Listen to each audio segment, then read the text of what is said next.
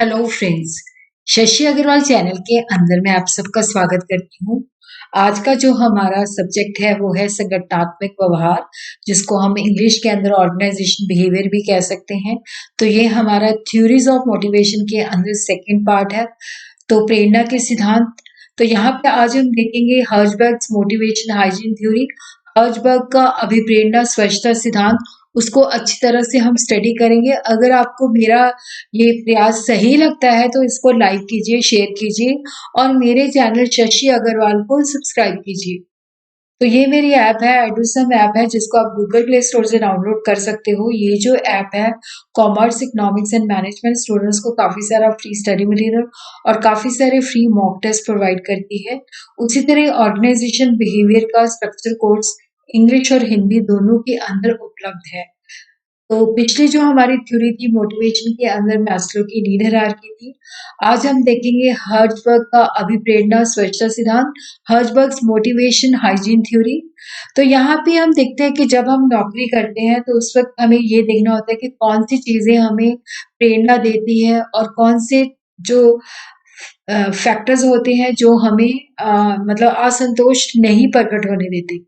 तो पिट्सबर्ग क्षेत्र के अंदर 11 अलग-अलग फर्मों में काम करने वाले 200 इंजीनियर और लेखाकारों से जो इंटरव्यू हुई, तो उसके अंदर 2 चीज़ें हर्जबर्ग ने फाइंड आउट की।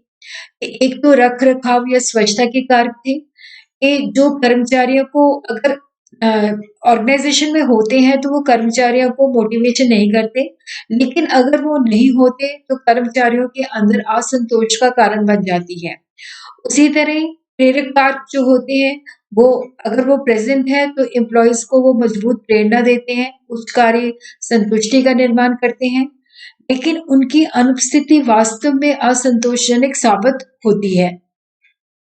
अगर वो ना हो तो वो असंतोष होते हैं। तो उसी तरह हम देखते हैं कि हर्जबर्ग का जो अभिप्रेरणा स्वच्छता सिद्धांत है, वो कहता है कि अनुरक्षक अथवा आरोग्यवर्धक अथवा असंतोषजनक तत्व, ये तत्व वो तत्व है जिनकी उपस्थिति कर्मचारियों को अधिक उत्साह से कार्य करने के लिए प्रेरित नहीं करती। बट अगर ये चीजें ऑर्गेनाइजेशन के अंदर प्राप्त नहीं होती, इनकी जो उपस्थिति मतलब जो इनका ना मिलना जो है कर्मचारियों के अंदर असंतोष की भावना बन जाता है। तो इन तत्वों का जो संबंध होता है काम के वातावरण से होता है। अभिप्रेरणा अथवा संतोषजनक तत्व वो तत्व होते हैं जिनका कर्मचारियों को काम करने के लिए सीधे तौर पे प्रेरित करते हैं। इन तत्वों का संबंध जो होता है कार्य से होता है, इन्हें कार्य तत्व भी कहा जाता है। इसी तरह हम देखते हैं कि जो हाइजीन फैक्टर्स होते हैं जिनको अनुरक्षक अथवा रोगवर्धक अथवा असंतोषजनक तत्व कहा जाता है, जिनकी उपस्थिति जो होती है कर्मचारियों को अधिक उत्साह से कार्य करने के लिए प्रेरित नहीं करती। बट अगर वे ये चीजें नहीं है तो ये कर्मचारियों के असंतोष का कारण बन जाती है। इन तत्वों का संबंध जो होता है काम के वातावरण से होता है और इसके अंदर ये चीजें जो होती हैं शामिल होती हैं, जैसे company policy and administration, company की नीति क्या है और किस तरह से जो है तकनीकी निरीक्षण होता है, और उसी तरह जो हमारे सुपरवाइजर हैं और जो हमारे साथ में कोलीग्स हैं उनके साथ हमारे संबंध कैसे हैं, और हमें सैलरी जो है किस तरह की मिलती है, नौकरी की सुरक्षा, हमारा व्यक्तिगत जीवन, काम करने की कंडीशंस और उसी तरह परिस्थिति स्टेटस। तो ये चीजें जो होती हैं मेंटेनेंस या हाइजीन फैक्टर कहलाती हैं।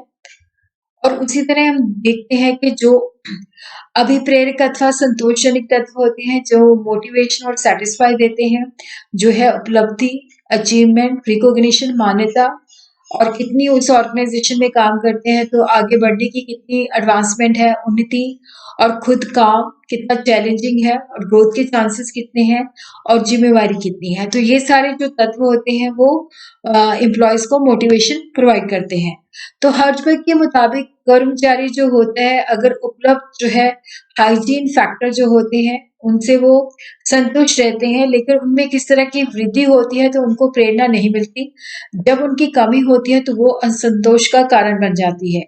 जैसे एक कर्मचारी जो है उसकी जो टीम है जिसको वो पसंद करता है, उसको दूसरी टीम के अंदर डाल दिया जाए है तो उसके उत्साह में कमी आ जाती है और उसी तरह जब उसकी टीम के अंदर एक और मेंबर जोड़ दिया जाता है तो उसके उत्साह में वृद्धि नहीं होती। और दूसरी ओर जो है अभिप्रेरित तत्व जो होते हैं कर्मचारियों के जो उत्साह होता है उसको सीधे रूप से प्रभावित करते हैं। उनकी वृद्धि होने से उनका जो उत्साह होता है वो बढ़ता है, उनको मोटिवेशन मिलती है। और अगर उनमें कमी होती है तो उनकी मतलब अगर वो चीजें कम है तो उनके मोटिवेशन में उत्साह में कमी आती है।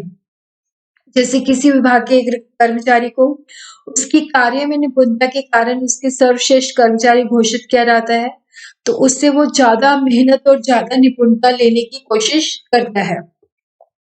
इस थ्योरी की आलोचना की गई है कि जैसे हाइजीन फैक्टर का जो विचार है सभी परिस्थितियों के अंदर उचित नहीं है। तो क्योंकि हर्जबर्ग के मुताबिक मतलब कि जब उनके वेतन में वृद्धि होती है तो कर्मचारियों के उत्साह में वृद्धि नहीं होती, लेकिन ये बात केवल विकसित देशों में लागू होती है क्योंकि वहां पे जो औसत जीवन स्तर होता है वो अच्छा होता है, उसकी सरकार गारंटी देती है।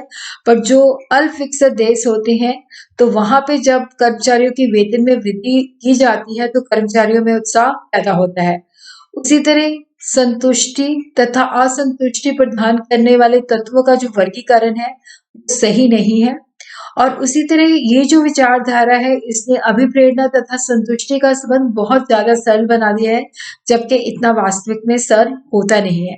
और संक्षेप में हम कह सकते हैं कि जो अभिप्रेरक तत्व होते हैं, चाहे वो हाइजीन फैक्टर्स हैं चाहे वो मोटिवेशनल फैक्टर्स है, सारे तत्व जो होते हैं मतलब उसमें अभिप्रेरक तत्वों के साथ जो हाइजीन फैक्टर्स होते हैं, स्वच्छता फैक्टर्स होते हैं, अनुरक्षक फैक्टर्स होते हैं, वो भी कर्मचारियों के उत्साह में वृद्धि करते हैं।